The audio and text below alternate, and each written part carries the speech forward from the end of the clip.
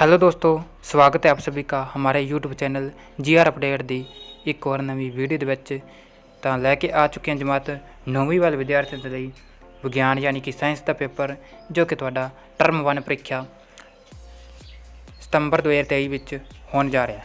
80 number ਦਾ paper ਹੈ। 3 ਘੰਟੇ ਦਾ ਸਮਾਂ ਮਿਲੇਗਾ ਪੇਪਰ ਨੂੰ ਸੋਲਵ ਕਰਨ ਦੇ ਲਈ। ਇਸ ਵਾਲੀ ਵੀਡੀਓ 'ਚ ਤੁਹਾਨੂੰ A ਤੋਂ Z ਪੂਰਾ ਸੋਲੂਸ਼ਨ ਕਰਾਵਾਂਗੇ, ਤਾਂ ਵੀਡੀਓ ਨੂੰ ਐਂਡ तक ਵੇਖਦੇ रहना।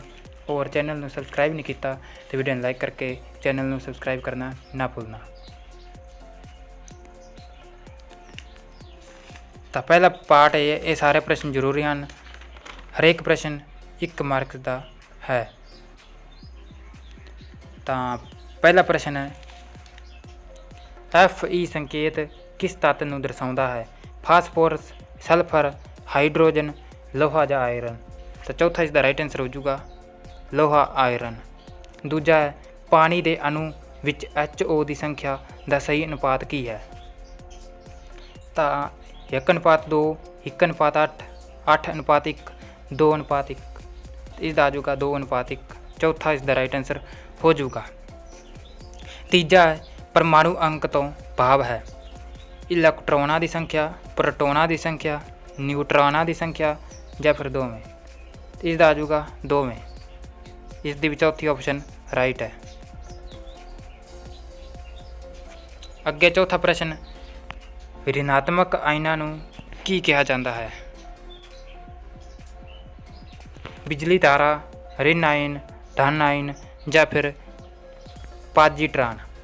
तो चौथे का उत्तर आ जाऊगा ऋण ion. Second option right answer हो जाऊगा। पंजवां है जीवन की रचनात्मक और मुढ़ली इकाई का नाम दसो। सैल, टिशू, अंग या फिर शरीर।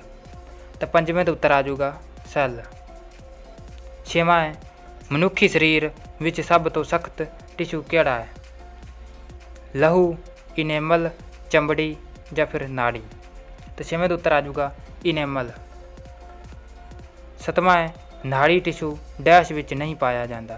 दिमाग, सुखमना नाड़ी, टेंडन, नाड़ी। तो सतवें का उत्तर आ जाऊगा तीजा टेंडन। 8वां प्रश्न है लहू डैश नहीं है? जोड़क टिशू, प्रोटीन युक्त, प्लेटलेट्स, नाड़ी टिशू।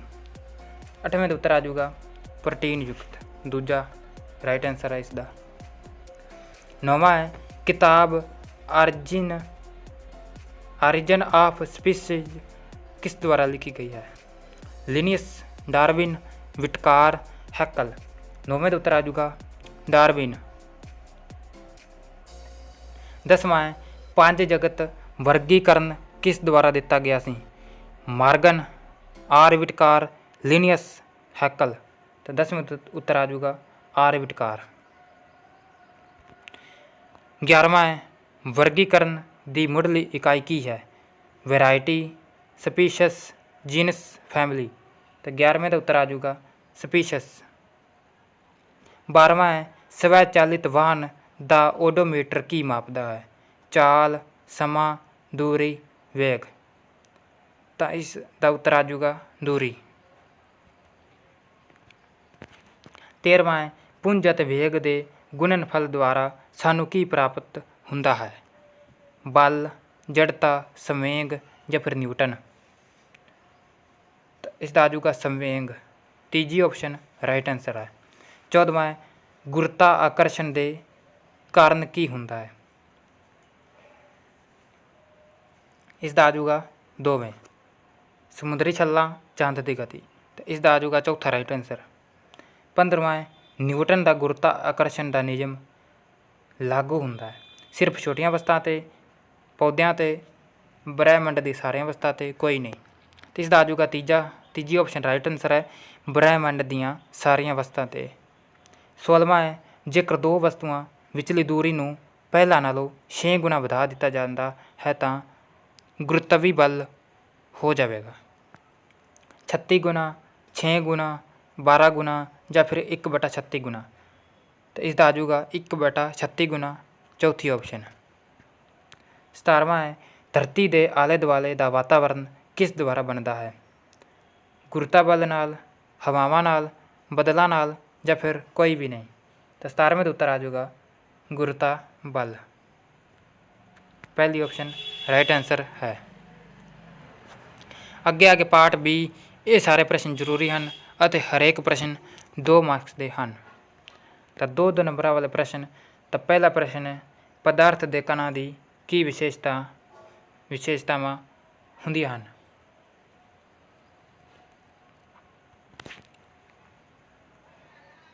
ਤਾਂ ਇਸ ਦਾ ਉੱਤਰ ਆ ਜਾਊਗਾ, ਪਦਾਰਥਾਂ ਦੇ ਕਣਾਂ ਵਿੱਚ ਖਾਲੀ ਥਾਵਾਂ ਹੁੰਦੀਆਂ ਹਨ। ਦੂਜਾ, ਪਦਾਰਥਾਂ ਦੇ ਕਣ ਲਗਾਤਾਰ ਗਤੀ ਕਰਦੇ ਰਹਿੰਦੇ ਹਨ, ਉਹਨਾਂ ਵਿੱਚ ਗਤਿਜ ਊਰਜਾ ਹੁੰਦੀ ਹੈ। ਦੂਜਾ ਪ੍ਰਸ਼ਨ ਹੈ, ਸਮਅੰਗੀ ਅਤੇ ਵਿਖਮਅੰਗੀ ਮਿਸ਼ਰਨਾਂ ਵਿੱਚ ਅੰਤਰ ਦੱਸੋ।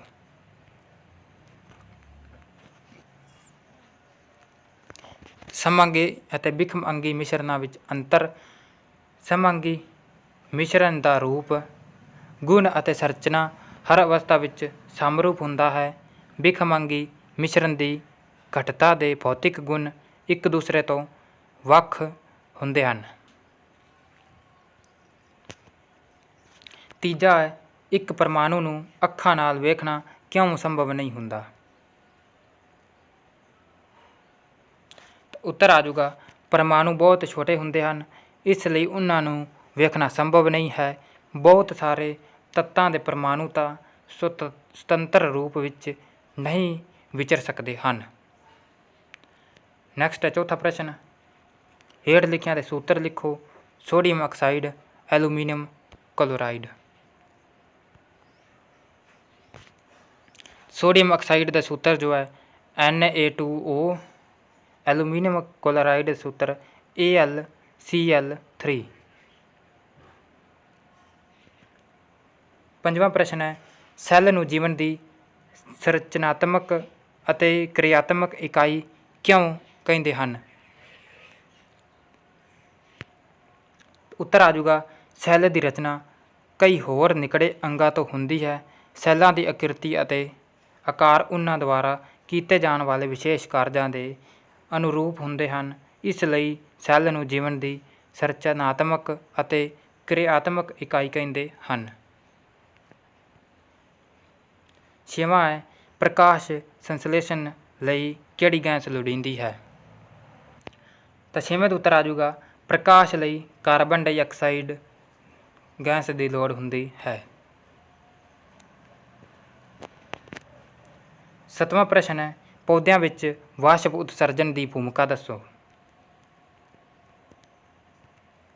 ਤਾਂ ਉੱਤਰ ਆ ਜਾਊਗਾ, ਪੱਤੇ ਦੀ ਐਬੀਡਰਮਿਸ ਵਿੱਚ ਛੋਟੇ ਛੋਟੇ ਮੁਸਾਮ ਵੇਖਦੇ ਹਾਂ। ਇਸ ਮੁਸਾਮਾਂ ਨੂੰ ਸੈਟੋਮੈਟਾ ਕਹਿੰਦੇ ਹਨ। ਵਾਸ਼ਪ ਉਤਸਰਜਨ ਵੀ ਸੈਟੋਮੈਟਾ ਦੁਆਰਾ ਹੁੰਦਾ ਹੈ। ਜੀਵਾਂ ਨੂੰ ਵਰਗੀਕ੍ਰਿਤ ਕਰਨ ਦੇ ਕੀ ਲਾਭ ਹਨ। ਅੱਠਵੇਂ ਦਾ ਉੱਤਰ ਆ ਜਾਊਗਾ, ਇਸ ਨਾਲ ਵੱਖ ਵੱਖ ਜੀਵਾਂ ਦਾ ਅਧਿਐਨ ਕਰਨਾ ਸੌਖਾ ਹੋ ਜਾਂਦਾ ਹੈ। ਇਹ ਸਾਰੇ ਜੀਵਾਂ ਦੀ ਇੱਕਦਮ ਸਾਫ਼ ਤਸਵੀਰ ਪੇਸ਼ ਕਰਦਾ ਹੈ। ਇਹ ਜੀਵਾਂ ਦੇ ਵੱਖ ਵੱਖ ਸਮੂਹਾਂ ਵਿੱਚ ਸਮ ਅੰਗ ਬਾਰੇ ਦੱਸਦਾ ਹੈ।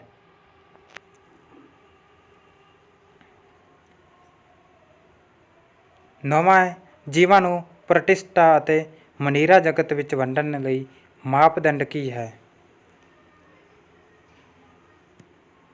ਨੌਵੇਂ ਦਾ ਉੱਤਰ ਆ ਜਾਊਗਾ, ਮਨੀਰਾ ਅਤੇ ਪ੍ਰੋਟਿਸਟਾ ਜੀਵ ਇੱਕ ਸੈਲੀ ਹੁੰਦੇ ਹਨ। ਪੋਸ਼ਣ ਦੇ ਢੰਗ ਤੋਂ ਇਹ ਜੀਵ ਆਪਣਾ ਭੋਜਨ ਆਪ ਬਣਾਉਣ ਵਾਲੇ ਸਵੈਪੋਸ਼ੀ ਜਾਂ ਆਲੇ ਦੁਆਲੇ ਤੋਂ ਭੋਜਨ ਲੈਣ ਵਾਲੇ ਪਰਪੋਸ਼ੀ ਹੋ ਸਕਦੇ ਹਨ। ਦਸਵਾਂ, ਗੁਰਤਾਕਰਸ਼ਣ ਦਾ ਸਰਵਵਿਆਪੀ ਨਿਯਮ ਲਿਖੋ। ਤਾਂ ਦਸਵੇਂ ਦਾ ਉੱਤਰ ਆ ਜਾਊਗਾ, ਸਰਵਵਿਆਪੀ ਗੁਰਤਾਕਰਸ਼ਣ ਨਿਯਮ ਦੀ ਮਹੱਤਤਾ। ਸਰਵਵਿਆਪੀ ਗੁਰਤਾਕਰਸ਼ਣ ਦੇ ਨਿਯਮ ਦੇ ਪ੍ਰਗਤੀ ਵਿੱਚ ਵਾਪਰ ਰਹੀਆਂ ਘਟਨਾਵਾਂ ਦੇ ਸਫਲਤਾਪੂਰਵਕ ਵਿਆਖਿਆ ਕੀਤੀ। ਉਹਨਾਂ ਵਿੱਚ ਹੇਠ ਗੱਲਾਂ ਦਿੱਤੀਆਂ ਗਈਆਂ ਹਨ। ਪਹਿਲਾ ਹੈ, ਉਹ ਬਲ ਜੋ ਸਾਨੂੰ ਧਰਤੀ ਨਾਲ ਬੰਨ੍ਹ ਕੇ ਰੱਖਦਾ ਹੈ। ਦੂਜਾ, ਚੰਨ ਦੀ ਧਰਤੀ ਦੁਆਲੇ ਗਤੀ। 11ਵਾਂ ਪ੍ਰਸ਼ਨ ਹੈ, ਸੁਤੰਤਰ ਡਿੱਗਣ ਦਾ ਕੀ ਅਰਥ ਹੈ। ਤੇ ਇਸ ਦਾ ਉੱਤਰ ਆ ਜਾਊਗਾ, ਸੁਤੰਤਰ ਡਿੱਗਣ ਦਾ ਵੇਗ ਵਸਤੂ ਵਿੱਚ ਉਤਪੰਨ ਹੋਇਆ ਪ੍ਰਵੇਸ਼। ਜਦੋਂ ਵਸਤੂ ਸਿਰਫ ਧਰਤੀ ਗੁਰਤਾ ਆਕਰਸ਼ਣ ਦੇ ਅਧੀਨ ਹੇਠਾਂ ਡਿੱਗਦੀ ਹੈ ਤਾਂ ਉਸ ਨੂੰ ਸੁਤੰਤਰ ਡਿੱਗਣ ਦਾ ਵੇਗ ਕਹਿੰਦੇ ਹਨ।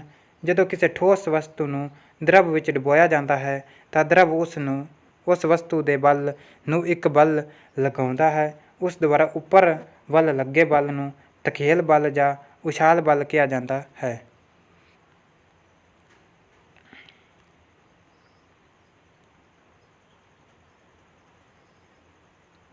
ਨੈਕਸਟ ਹੈ 3 ਨੰਬਰਾਂ ਵਾਲਾ ਪ੍ਰਸ਼ਨ। ਪਹਿਲਾ ਪ੍ਰਸ਼ਨ ਹੈ ਮਿਸ਼ਰਨ ਅਤੇ ਯੌਗਿਕ ਵਿੱਚ ਕੋਈ 3 ਅੰਤਰ ਦੱਸੋ। ਤਾਂ ਇਸ ਦਾ ਉੱਤਰ ਆ ਜਾਊਗਾ ਮਿਸ਼ਰਨ ਵਿੱਚ ਘਟਕ ਕਿਸੇ ਵੀ ਅਨੁਪਾਤ ਵਿੱਚ ਹੋ ਸਕਦੇ ਹਨ। ਯੌਗਿਕ ਦੇ ਘਟਕ ਇੱਕ ਨਿਸ਼ਚਿਤ ਅਨੁਪਾਤ ਵਿੱਚ ਹੁੰਦੇ ਹਨ। ਦੂਜਾ, ਮਿਸ਼ਰਨ ਦੇ ਗੁਣ ਉਸ ਦੇ ਘਟਕਾਂ ਦੇ ਵਿਚਾਲੇ ਹੁੰਦੇ ਹਨ। ਯੌਗਿਕ ਦੇ ਗੁਣ ਉਸ ਦੇ ਘਟਕਾਂ ਦੇ ਗੁਣਾਂ ਤੋਂ ਭਿੰਨ ਹੁੰਦੇ ਹਨ। ਮਿਸ਼ਰਨ ਦੇ ਭੌਤਿਕ ਪਰਿਵਰਤਨਾਂ ਦਾ ਨਤੀਜਾ ਹੁੰਦਾ ਹੈ। ਯੌਗਿਕ ਰਸਾਇਣਿਕ ਪਰਿਵਰਤਨਾਂ ਦਾ ਨਤੀਜਾ ਹੈ। ਦੂਜਾ, ਦਿੱਤੇ ਗਏ ਯੌਗਿਕਾਂ ਦੇ ਅਣਵੀ ਪੁੰਜਾਂ ਦੀ ਗਣਨਾ ਕਰੋ। ਤੀਜਾ, ਪੌਦਿਆਂ ਵਿੱਚ ਸਰਲ ਟਿਸ਼ੂ ਗੁੰਝਲਦਾਰ ਟਿਸ਼ੂ ਤੋਂ ਕਿਵੇਂ ਭਿੰਨ ਹਨ। ਤਾਂ ਉੱਤਰ ਆ ਜਾਊਗਾ ਸੈੱਲ ਟਿਸ਼ੂ ਇਹ ਇੱਕੋ ਪ੍ਰਕਾਰ ਦੀਆਂ ਕੋਸ਼ਿਕਾਵਾਂ ਤੋਂ ਬਣਦੇ ਹਨ। ਗੁੰਝਲਦਾਰ ਲਈ ਕਿਰਿਆਵਾਂ ਦੀਆਂ ਕੋਸ਼ਿਕਾਵਾਂ ਤੋਂ ਬਣਦੇ ਹਨ। ਨੈਕਸਟ ਜੋ ਪ੍ਰਸ਼ਨ ਰਹਿ ਗਿਆ ਉਹਨਾਂ ਦਾ ਸੋਲੂਸ਼ਨ ਆਪਾਂ ਅਗਲੀ ਵੀਡੀਓ 'ਚ ਪ੍ਰੋਵਾਈਡ ਕਰਾਵਾਂਗੇ। ਇੱਕ ਵਾਰੀ ਕੁਐਸਚਨ ਪੜ੍ਹ ਲੈਂਦੇ ਹਾਂ। ਸੈਟੋਮੈਟਾ ਦੇ ਕੀ ਕੰਮ ਹਨ। ਟੈਰੀਡੋਫਾਈਟ ਅਤੇ ਫੈਨੀਰੋਗੇਮੀ ਵਿੱਚ ਕੀ ਅੰਤਰ ਹੈ। ਜਿਮਨੋਸਪਰਮ ਅਤੇ ਐਂਜੀਓਸਪਰਮ ਇੱਕ ਦੂਜੇ ਤੋਂ ਕਿਵੇਂ ਭਿੰਨ ਹਨ। ਚਾਲ ਅਤੇ ਵੇਗ ਵਿੱਚ ਅੰਤਰ ਦੱਸੋ। ਵਸਤੂ ਦੇ ਪੁੰਜ ਅਤੇ ਭਾਰ ਵਿੱਚ ਕੀ ਅੰਤਰ ਹੈ। ਇਹ ਸਾਰੇ 3 ਨੰਬਰਾਂ ਵਾਲੇ ਹਨ। 5 ਨੰਬਰਾਂ ਵਾਲੇ ਸਾਰੇ ਪ੍ਰਸ਼ਨ ਤੁਸੀਂ ਸਕਰੀਨ ਦੇ ਉੱਪਰ यहाँ पे चेक कर सकते हो। ਤਿੰਨਾਂ ਵਿੱਚੋਂ ਇਹ 3 ਪ੍ਰਸ਼ਨ 'ਚ ਇਹ 6 ਪ੍ਰਸ਼ਨ ਦਿੱਤੇ ਗਏ ਹਨ। ਪਹਿਲੇ 'ਚ 2 ਪ੍ਰਸ਼ਨ ਨੇ, ਇਹਨਾਂ 'ਚ 1 ਪ੍ਰਸ਼ਨ ਕਰਨਾ ਹੈ। ਦੂਜੇ 'ਚ ਵੀ ਇਸ ਤਰ੍ਹਾਂ ਕਰਨਾ ਹੈ, ਤੀਜੇ 'ਚ ਵੀ ਕਰਨਾ ਹੈ। ਇਹ ਜੋ ਪ੍ਰਸ਼ਨ ਰਹਿ ਗਏ ਹਨ ਇਹਨਾਂ ਦਾ ਸੋਲੂਸ਼ਨ ਅਗਲੀ ਵੀਡੀਓ 'ਚ ਆਪਾਂ ਪਾਰਟ 2 ਲੈ ਕੇ ਆਵਾਂਗੇ। ਪਾਰਟ 2 ਵੇਖਣਾ ਨਾ ਭੁੱਲਣਾ। ਇਸ ਲਈ ਚੈਨਲ ਨੂੰ ਸਬਸਕ੍ਰਾਈਬ ਕਰ ਲਓ ਤਾਂ ਕਿ ਜਦੋਂ ਵੀ ਮੈਂ ਪਾਰਟ 2 ਦੀ ਵੀਡੀਓ ਅਪਲੋਡ ਕਰਾਂ ਉਸ ਦਾ ਨੋਟੀਫਿਕੇਸ਼ਨ ਤੁਹਾਡੇ ਕੋਲ ਪਹੁੰਚ ਜਾਵੇ। ਤਾਂ ਦੋਸਤੋ ਇਹ ਸੀ ਜਮਾਤ 9ਵੀਂ ਵਾਲੇ ਵਿਦਿਆਰਥੀਆਂ ਦੇ ਲਈ ਸਾਇੰਸ ਦਾ ਪੇਪਰ ਜੋ ਕਿ ਤੁਹਾਨੂੰ ਸੋਲਵ ਕਰਾ ਦਿੱਤਾ। ਬਾਕੀ ਰਹਿ ਗਿਆ ਉਹ ਅਗਲੀ ਵੀਡੀਓ 'ਚ ਪ੍ਰੋਵਾਈਡ ਕਰਾਵਾਂਗੇ। ਇਸ ਲਈ ਚੈਨਲ ਨੂੰ ਸਬਸਕ੍ਰਾਈਬ ਕਰ ਲਓ। PDF ਫਾਈਲ ਆਪਣੇ ਟੈਲੀਗ੍ਰਾਮ ਚੈਨਲ ਤੋਂ ਡਾਊਨਲੋਡ ਕਰ ਸਕਦੇ ਹੋ।